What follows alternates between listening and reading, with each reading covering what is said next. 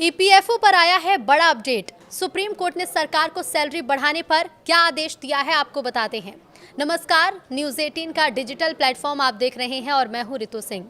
देश के कई हिस्सों में न्यूनतम वेतन इस सीमा से अधिक हो जाने के बावजूद ईपीएफ की वेतन सीमा में कोई बदलाव नहीं किया गया है।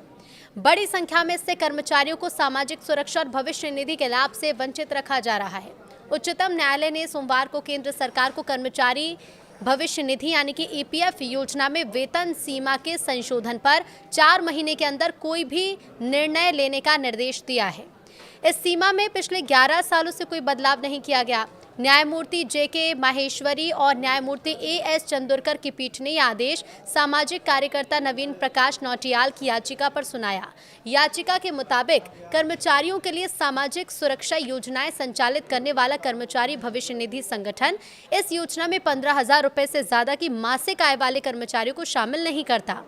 याचिकाकर्ता के वकील प्रणव सचदेवा और नेहा राठी ने अपनी दलील में कहा है कि देश के कई हिस्सों में न्यूनतम वेतन इस सीमा से अधिक हो जाने के बावजूद ईपीएफ की वेतन सीमा में कोई बदलाव नहीं किया गया।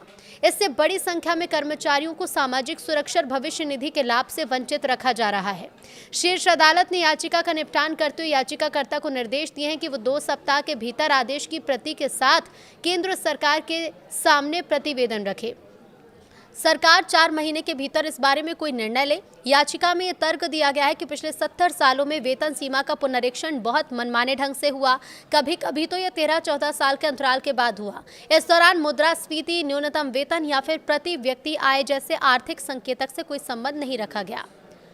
याचिका के मुताबिक इस असंगत नीति के कारण ईपीएफ योजना के तहत पहले की तुलना में बहुत कम कर्मचारियों को इसका लाभ मिल रहा है। साल 2022 में ईपीएफओ की उप समिति ने वेतन सीमा बढ़ाने और अधिक कर्मचारियों को योजना में शामिल करने की सिफारिश की थी, जिसे केंद्रीय बोर्ड ने मंजूरी दे दी थी।